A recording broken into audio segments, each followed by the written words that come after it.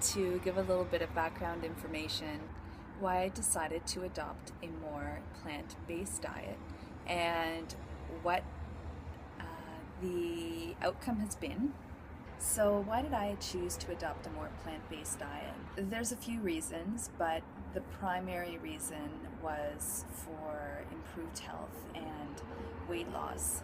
I was always around between 120 and 125 pounds, and I was working as a unit nurse, and in 2009 I was promoted into a desk position, nursing position, which was great, but then my physical activity went way down, and over the next few years I was gradually putting on weight. I was probably up 30 pounds. I was close to 160, if not 160 pounds, when I said, okay, this is enough. You know, when I was feeling like crap too, just not having any energy to exercise, feeling pretty miserable and just unwell. And I knew that what I was doing was not good for me. The way I was eating and just my lifestyle was not good for me. In 2012, I tried to lose some weight and I was successful. I tried to cut out all of the junk food, all of the processed foods, and just really focus in on wholesome, cooking at home.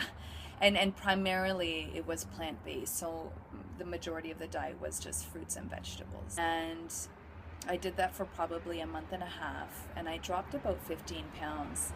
But this was not a healthy weight loss. This was a not getting enough calories weight loss. And surprise, surprise, it wasn't sustainable. I was probably only taking in roughly 1,200 calories a day, which was not enough. And yeah, I lost weight, but as soon as I started eating more, the weight came back on very quickly. And I went back to eating just regular, American standard diet. And yeah, the weight came back on and then some. So I learned very quickly, if you're eating, a plant-based diet, and actually if you're eating it, if you're wanting to lose weight in general, the whole calorie restriction thing does not work. I did feel terrible. I was really low energy, feeling really tired. And I lost weight, which was great, but it all came back on very quickly, probably within a month. The weight was back on. So then I kind of left that alone for a while, and I just went back to eating the way I, was accustomed to, which is just a standard American diet. And that was probably until August of 2013. Now, for 2012 and 2013, I was also taking care of a family member who was not well and needed some help. And so the bulk of my extra time and energy went towards that. And when that ended in July, August of 2013, I decided to focus the extra time and energy that I had and focus that back onto myself. I knew that, this is it. Now's my chance. I'm going to really focus on the self-care and get myself to where I want to be. I really want to take good care of myself now, after a long period of really just kind of neglecting my health and neglecting myself. So I did. And I don't recall exactly how I came about it. It was definitely through YouTube, seeing some YouTube videos, but I came across, a high carbohydrate, low fat, raw vegan diet, like the 80-10-10 diet, and I thought it was awesome, and I tried it, and I enjoyed very much. So one of the biggest challenges again was with making sure I'm eating enough. It took me some time to really understand how much I need to be eating, to be making sure I'm getting enough and feeling great, yet I'm still losing weight. And so I've been using this app called Cronometer, Cronometer, Cronometer. There's a website and there's also an app which I've been using on my phone. Yeah, I came across a low-fat, raw vegan diet following generally the ratio 80-10-10. So 80% of calories coming from carbohydrates, 10% from protein, 10% from fats. And I got amazing results. I was feeling really good too. Not to say that I was 100% fully raw vegan, all of the time, which I definitely was not, but I would say at least 90% of the time I'm really have been following this. So the majority of the food is vegan. Only occasionally am I having any animal products. And in terms of the raw foods, the majority of my day is all on raw food. And then occasionally in the evenings, I like to have some cooked foods. Maybe I'll make a vegan soup or some rice and this sort of thing. And it's been working for me. I don't think I would be capable to be 100% vegan at this point, but it's something that I'm working towards.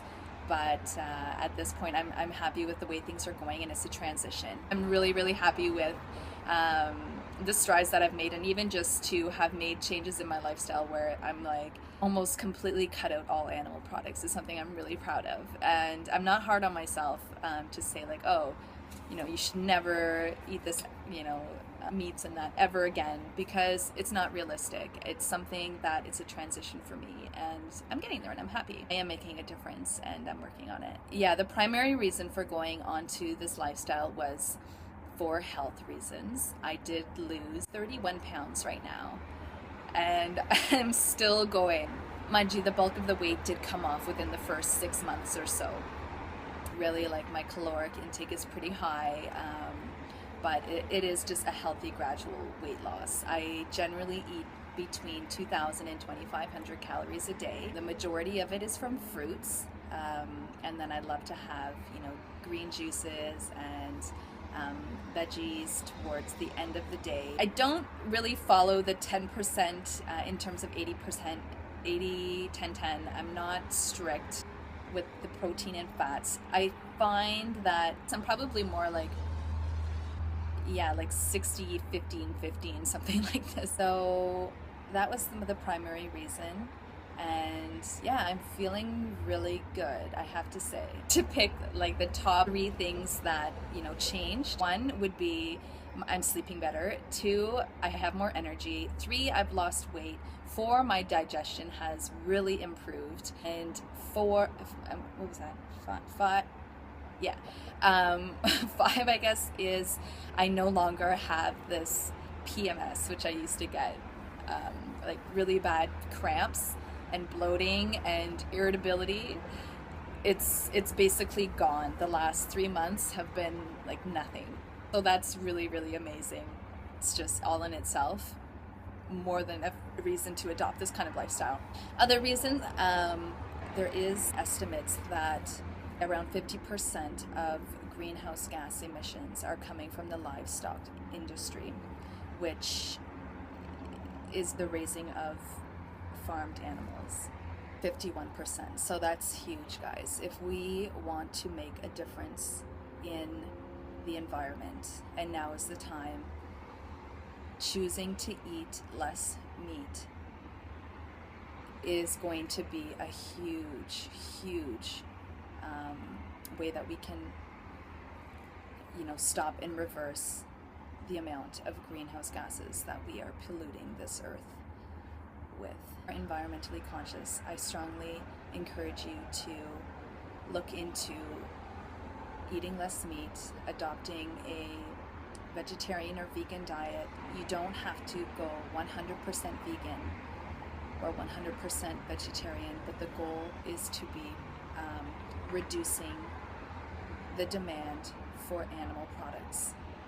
I grew up on a farm, and it was really sad to see your friends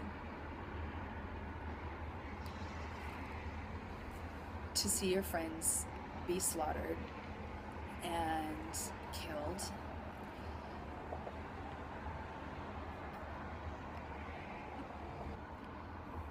I just think it's really unnecessary, and we should all give animals the respect they deserve and allow them to have dignified lives. Um, so again, you don't have to go 100% vegan overnight, but you want to focus on your reduction of meat intake. There's just a lot of suffering in the world, and anything that we can do to reduce that is going to go a long way. So that's it. I hope everyone has a blessed day, and I hope you're doing well. I'm going to show you my peas. I'm really proud of these guys. My pea baby. Actually, this guy's already big. Here are my plant babies. Here's my baby peas.